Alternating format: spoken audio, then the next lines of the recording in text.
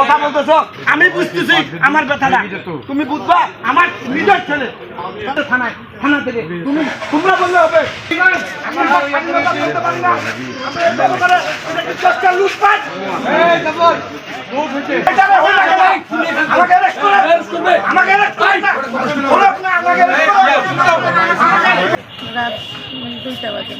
বাড়ি থেকে চলে নিয়ে আসছে নাকি? হ্যাঁ, ঘর থেকে তুলে নিয়ে আসছে। কোনো অভিযোগ নাই, কোনো কিছু নেই, রুল কোনো মামলা নেই, কোনো কিছু নেই। আমরা আমাদের বক্তব্যে স্পষ্ট বলছি যে কোনো নিরপরাধ মানুষকে যেন আর প্রশাসন হয়রানি না করে, তাকে যেন নিরপরাধ মানুষকে যেন শাস্তির আওতায় না আনা হয়।